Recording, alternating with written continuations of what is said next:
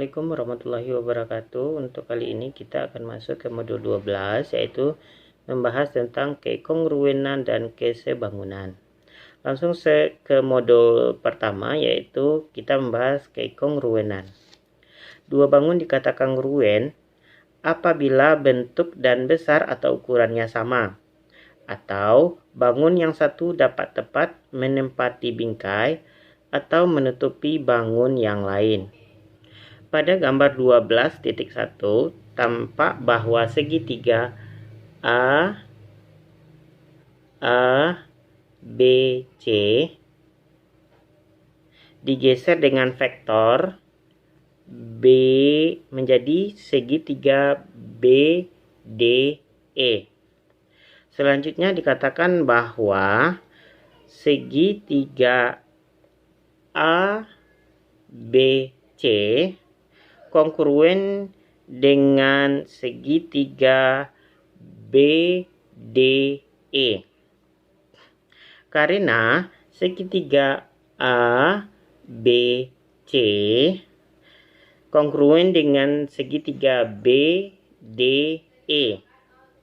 maka sisi yang seletak sama panjang, yaitu sisi AB sama dengan BD. Sisi AC sama dengan sisi BE. Sisi BC sama dengan sisi DE. Demikian pula sudut-sudut yang seletak sama besar, yaitu sudut A sama dengan sudut B,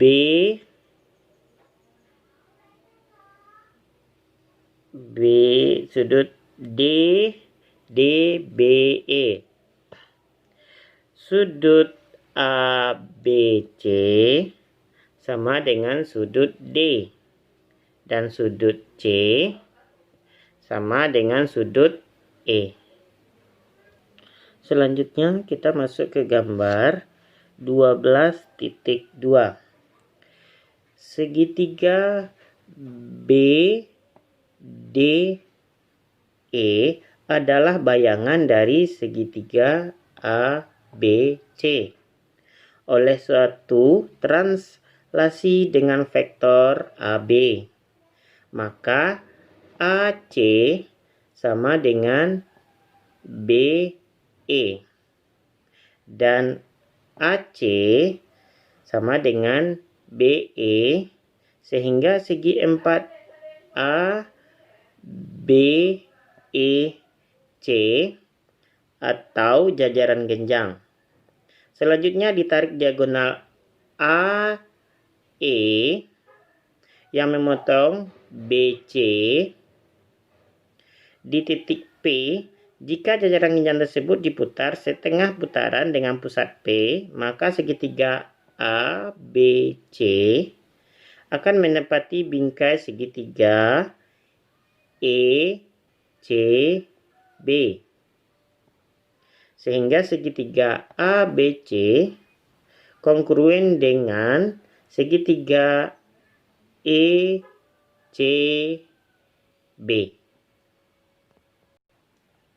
Seterusnya kita akan membahas syarat dua segitiga kongruen. Untuk itu akan dibahas unsur utama pembentuk segitiga, yaitu yang pertama, satu ruas garis dan dua sudut. Yang kedua yaitu 3 ruas garis. Dan yang ketiga adalah 2 ruas garis dan 1 sudut.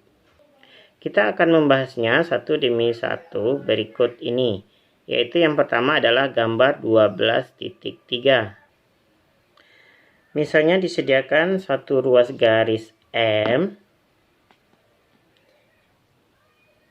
dan 2 sudut berseberangan A, B, seperti pada gambar 12.3. Selanjutnya kita membahas yaitu gambar 12.4. Pada gambar 12.4a Pertama dilukis garis M untuk titik A, B. Pada titik A dilukis sudut A kecil dengan M sebagai salah satu kakinya. Dan titik B dilukis di sudut B dengan M sebagai satu kakinya. Selanjutnya kaki-kaki sudut A dan B diperpanjang yang berpotong di titik C sehingga membentuk segitiga A, B, C. Kita dapat melukis segitiga D, E, F dengan cara yang sama, maka dua segitiga tersebut terjadi dikatakan kongruen dengan persyaratan sudut sisi SD, SD. Penamaan ini menurut urutan dari unsur-unsur pembentuk terdekatnya. Jadi, untuk kejadian yang pertama ini, dua segitiga dikatakan kongruen apabila mempunyai sepasang sisi yang sama panjang dan dua pasang sudut pada sisi tersebut sama besar, atau SD, S, SD. Pada gambar 12.5, yaitu untuk yang A, dilukis garis A, B, yaitu sama dengan M. Dan sudut A sama dengan A. Selanjutnya kita menempatkan sudut B yang salah satu kakinya berimpit dengan kaki sudut A.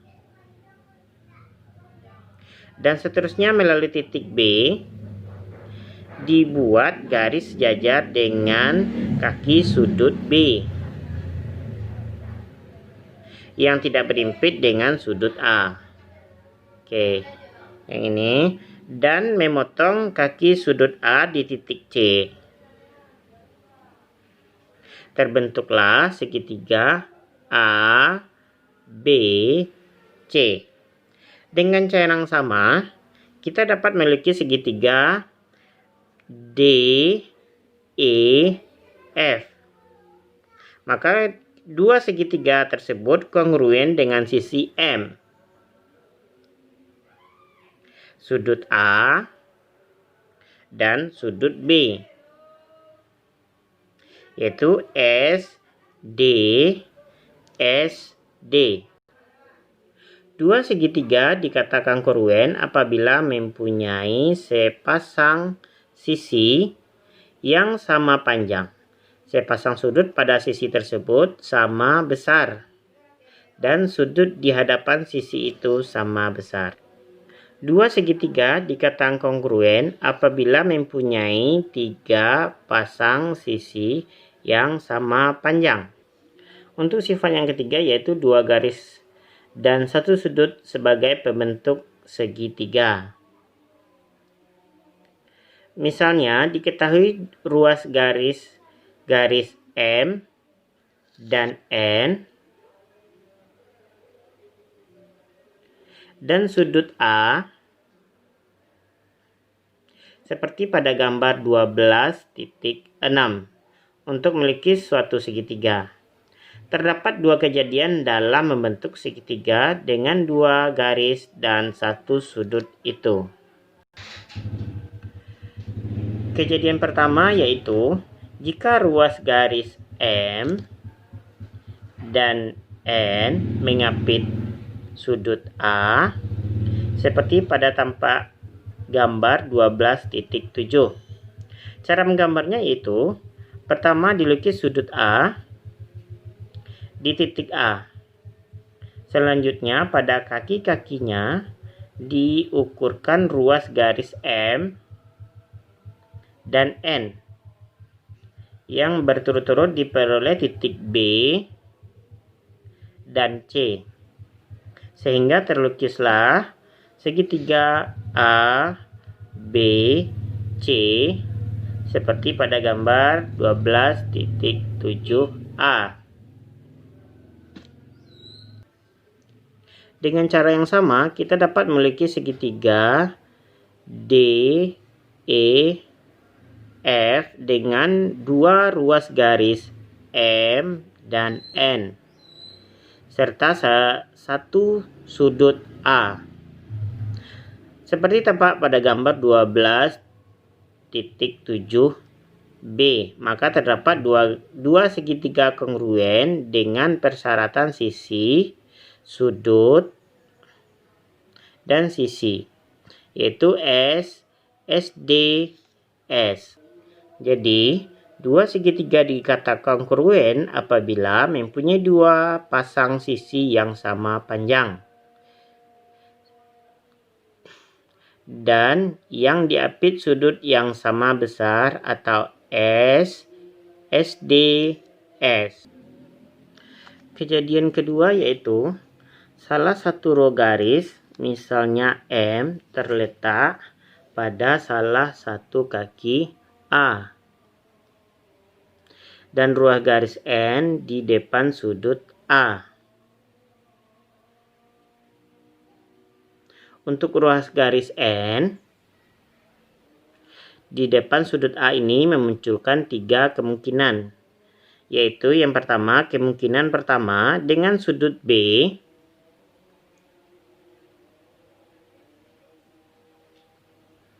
dijangkakan busur dengan ukuran ruas garis N, memotong kaki sudut A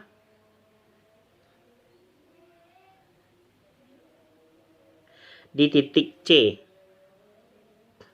dan D, maka terbentuk dua segitiga yaitu ABC, ABC, dan BDA.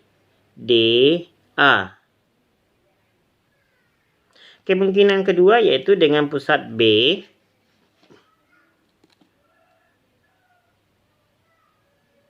dijangkakan busur dengan ukuran ruas garis N,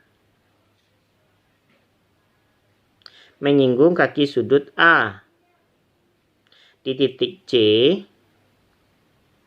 maka terbentuklah dua segitiga yaitu segitiga A, B, C. Kemungkinan yang ketiga yaitu dengan pusat B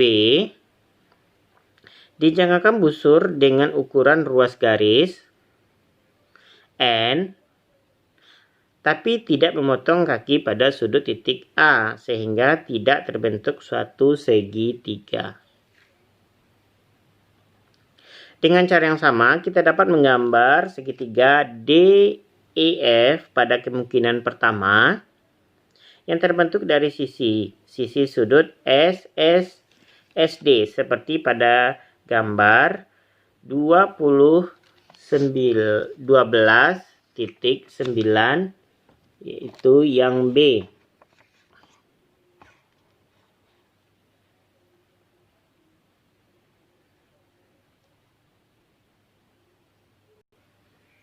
Jadi disimpulkan bahwa dua segitiga dikatakan kongruen apabila keduanya sama. Yang pertama, sepasang sisi dan dua pasang sudut yang terletak pada sisi itu, atau SD, S, SD.